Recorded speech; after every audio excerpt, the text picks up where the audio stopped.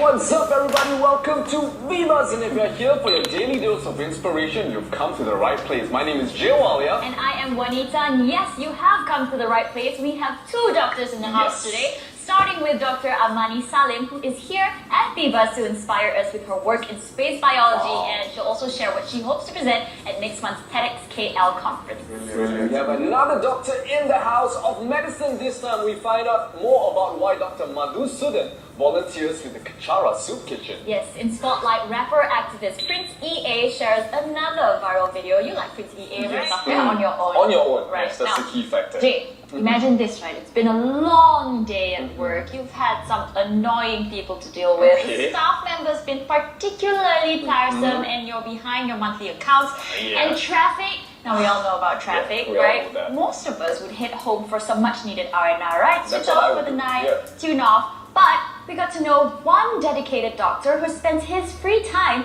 administering free healthcare to the homeless. Wow. Dr. Madhu is a volunteer with Kechara Soup Kitchen, and we are so honored that he could take the time to speak to us at Vivas today. Welcome, Dr. Madhu. Hello. Thank you so much for taking time to speak to us today, Doctor. I'm just wondering, when did you first start volunteering with the Kechara Soup Kitchen? Okay, as volunteering, actually it started long back during school time itself. We had a group of friends, 5 friends, all guys. Okay, then we started small charities, maybe visiting orphanages, so forth. Then we entered a club called Chindian Club. Actually, I'm a mix. Alright. My mom is Chinese, my father is Indian. I'm not racist. Like me! well. I'm also Chindian bride. Brilliant. Okay, so we entered the Chindian Club. So we used to have gatherings, but mostly fun kind of gatherings, like playing games, bowling, watching movies. Then we decided to do something better. So we thought, okay, so we had maybe 2-3 months once we visit some old folks or orphanage homes. Right. Okay, then we decided to open another foundation called the Genie Foundation. Right. Okay. Yeah, where we fulfill the wishes of the children. Alright. So after visiting an orphanage, we give them a list, okay, write down your wishes. Then we try to fulfill it. But It's like Make-A-Wish Foundation. yeah, Make-A-Wish Foundation. Yeah. But some of them they ask for helicopter, gun, so all those kind of things we cannot do. So the basic stuff, yes, we provide. Then what happened was early last year, our gatherings used to be on Saturday nights. So okay, one of the friend who was in the Chindian Club, so she said, "Oh, I'm sorry, I cannot join you all on Saturday night. I have to go for soup kitchen." So I thought, who will go for a cooking class on Saturday night? That was really what I thought. It does, cooking Soup kitchen was a cooking class. He said, Kechara Soup Kitchen. I thought, what do they teach? What kind of cooking? And also I went and Googled up. That's when I came to know Kechara Soup Kitchen. They feed the homeless.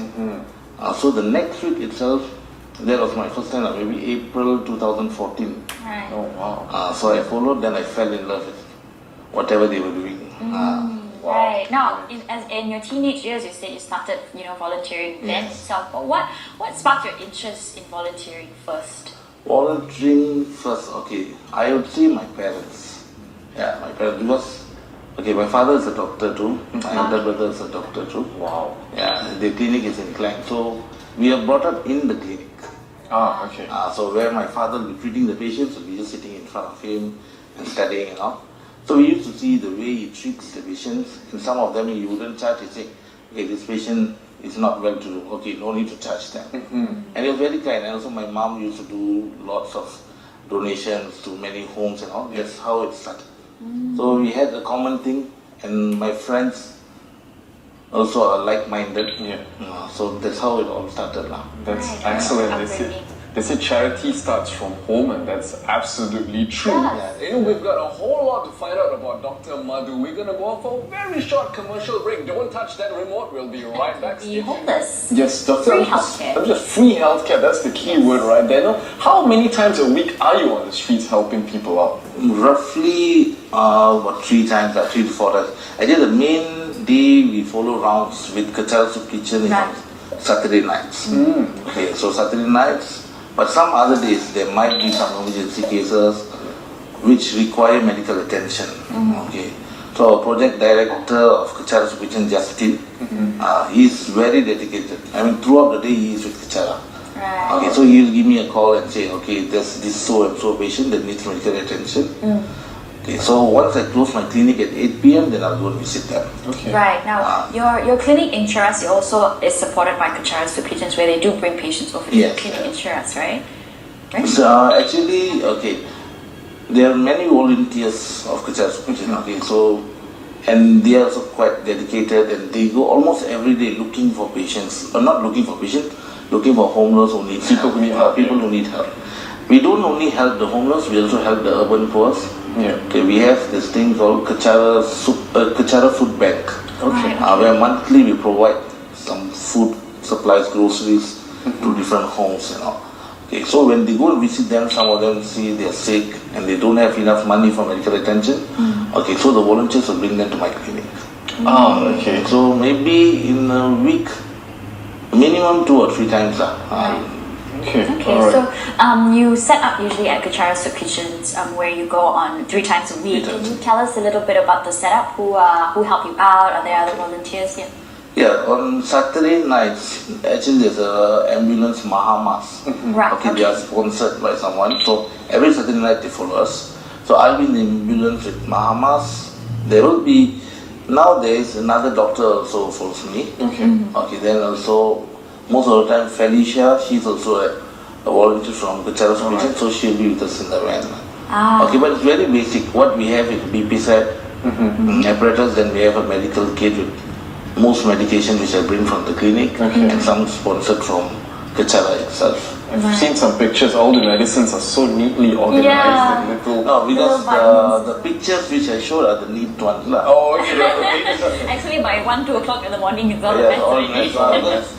There'll be a lot of patients, Yeah. so you cannot be taking slowly and passing to it. And most of them are inpatient sometimes. Yeah. They don't line up in queue, and once in a while you have arguments. Hey, I have come first. So so that's a very common thing. You mentioned a lot of patients. How many patients are we talking about on an average night? Average night, okay, like 30 to 40 patients. Okay, 30 to 40 patients. A lot of them are children also. And also, we love seeing the children because they get excited with the ambulance. While we treating the patient, they'll be running around inside the ambulance, and I think so they love the aircon.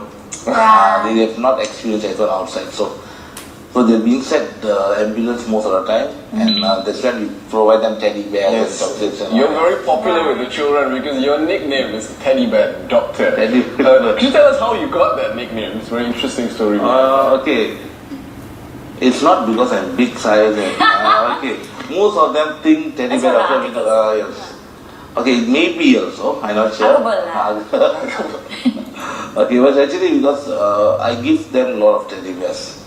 A lot of friends, they donate teddy bears, they hold teddy bears and all. Right. So we have small competitions for the children, like drawing competitions, and I'll say, okay, next week, who draws, maybe write an article about Kechara Soup Kitchen, a small karangan and everything, we'll give them a gift. So that's how. So whenever they see me, oh, teddy bear doctor is here. So that's how it is. And usually, where do you set up? Where does the ambulance sort of set up? Okay, we have more than 10 routes in Kechara Soup Kitchen. Okay, so for me, we always go to this Honda Chowkit first. Okay, that's where we see most of the patients. Alright. Okay, then the volunteers from the other routes, they'll give me a call, or the person who's in charge of the ambulance, they'll give them a call and inform them, okay, we have an emergency here, or we have an injury case, okay, you are needed here. So then the ambulance will leave all the basic, the common cases which can wait, we'll ask them to wait, and then we'll go and handle the emergency cases. Right. Okay. Now, still on the topic of you being a huggable, like a teddy bear, right? I have to say Dr. Madhu is single and available to mingle. And he said that his mom is watching and she's going to use this as advertisement. So, hi, Amma. So, if you all want to have Dr. Madhu as a husband, a potential husband, so email us bbuzz@astro.com. I'm just teasing you. Now, what are the common ailments that you treat on a daily basis, on a nightly basis? Okay, You go out? night is mostly common, like fevers and all. Right. Okay, and also what we are afraid is they're exposed to mosquitoes, a lot of little stuff, they're not hygienic. Okay, so a lot of cases of diarrhea, vomiting. Okay, fever is the most common cases. Fever, okay. asthma cases. So we have a nebulizer with oxygen tank.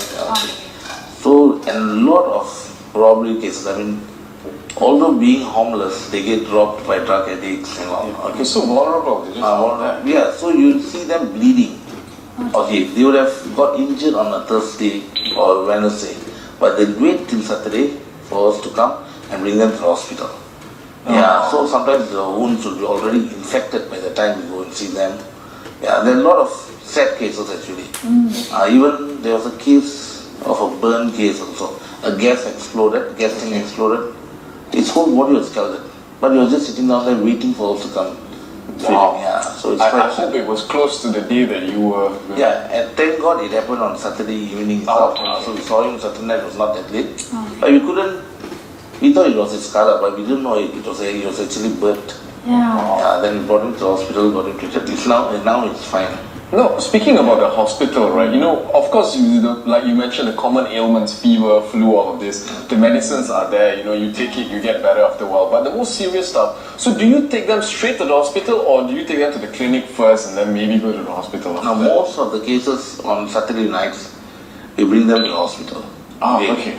Because they are the emergency cases. If they are just the common sickness that can be treated in clinic, we'll tell them, okay, you wait here on Monday afternoon, we'll come and pick you up and we'll bring you to the clinic. So they'll bring them to my clinic, actually, yeah. But some of the cases, they refuse to go to the hospital. Yes. So that's the difficult cases. These are the Right, so very interesting cases. One such difficult case is about one of the patients that was gangrenous that refused to go. I think so many of the cases are gangrenous cases, yeah. And some of them, the thing is, they lose hope in their life. Okay. So Kechara, in a way, we don't only provide treatment, we provide hope for them. We give them a lot of hope. Okay, so if they really want to go to the hospital, we'll bring them to the hospital. The problem, some of them don't have any proper documents. Okay. So they are afraid if they go to the hospital, they might be held back after they're treated. So those cases also we have to treat on the street itself. Okay. Right. Now, Dr. Madhu, in the last 12 months or so, we've seen the emergence of the non-governmental individual, the NGIs, right, who are stepping forward to do good in social media, doing YouTube videos and showing a lot of causes that people need a lot of things. Yeah, spreading a lot of awareness. Now, in your opinion, why are we hearing more of these stories now? What do you think is causing the shift towards individuals taking action rather than the organizations? Okay, the thing is, now we as individuals, now apart from Kechara Soup Kitchen, a lot of individuals will help a lot of people, They go to homes, they want to help them. But the problem is, we don't have enough funds, So the easiest way to get fund is by Facebook. Okay, so like let's say now, me and my friends, we are helping a family in Sentul. When the first time we met them, they had really no hope in life. They was on the edge of committing suicide. They said, luckily you all came and talked with us, because otherwise, maybe in a few months, we might have committed suicide. Because his both legs are almost, he's paralyzed to his below. His wife is also paralyzed to his below. But she can walk roughly with aid. So the problem is they don't have enough medical attention. And even if he goes to medical attention, they don't have enough money to pay for the treatment. So they say it's better amputate my leg. The cost will be much cheaper. So after we're speaking to them, we give them hope. We visit them very often. They treat us like their family members. That's the most happiest thing. So that's one of the reasons why we do this. So we give them hope and all. So for that we needed a lot of funds. To pay the electricity bill, water bill, everything. So one of my friends, she wrote up a long story and we posted on Facebook. Once it spreads, then many people come for help. Come to help. The thing is, we don't provide the phone numbers of the people. We just based on trust. We give our bank account numbers and also their account numbers. Whoever wants to bank in any money or they want to donate stuff, they can donate to us, then we go and give it to them. So mainly it's because of a bigger reach. You can reach a bigger it's easier to Facebook. And I like how that the patients also see you as a confidant. They talk to you about their problems and related stuff like that. But I'm just wondering, doctor, why do you do what you do? For me, I'm not being selfish, but it's for self-satisfaction also. I become happy when I see them smile. Okay, it's very nice when you see them smile, when you give them hope to them. Okay, they are very happy. Okay, we know that their smile is genuine. Okay, they are not faking it. Okay. So because of this, you also get happy. That's one of the main reasons I do. And also, I want to inspire others. Okay, I want to inspire others because especially this younger generation. I mean, I'm also from young generation. Okay, so if we can have more people to do what we do now, it will be very useful. Yeah. Okay. Even if Facebook, if I can get, okay, let's say we have 500 friends in our Facebook. Yeah. You can one person donate 10 ringgit a month for us or for any NGO, which we can do a lot of changes. Yeah, but most of them still. Yeah, That's why they exactly. left Like it. a lot of people toy with the idea of doing charitable work, but they never actually get around to doing that. So, but what would you, advise be to them, to these people who want to volunteer, but they don't actually go and do it? You should start small first. Yeah. Okay, don't have high ambition. I'm going to change Malaysia. I'm going to make it a better place. And okay, start small. Gather a few friends. Okay, like-minded friends. Okay, then maybe you can start with a small orphanage home or old folks home. Go to them, talk with the children, see what they need. Okay, you start there. Then, but the thing is, every individual will have a different interest. Okay, some love animals. Yeah. Okay, some love old folks. They will have a different idea. So go based on that. Google, find the NGO which is suitable for you, okay, which you have a real connection with them. Go and start. But if you don't start, you are not going to do. Yeah. And once you start, you will definitely not stop. Indeed. Indeed. Okay, but you cannot blame them. I have very good Chinese friends who they cannot see all this kind of thing. Okay, they love to help, but they break down when they see old people sick. Okay, for those people, if they donate, they definitely donate. They'll give a lot of donation and a lot of stuff to you to help them. That's fine. So they do what they can. They do, yeah. Do what you can. As long as you do what you can, even a small amount, okay, of your time, or even counseling for a few patients, that will help a lot. It's absolutely brilliant. You know, before we let you go, Doctor, we've heard so much about the good that you do for other people. But if there was one thing you could do to change the quality of your life or improve it, what would it be? Everyone told me to say marriage, but Well, why did I help you out there? yes, thank you so much. There's one thing other than marriage. What would it be? Okay, this one is a joke. Okay, it's not political, nothing. Okay, but I've always prayed to God, please let me win the 40 million lottery. Okay, because it's not going to improve my quality of life.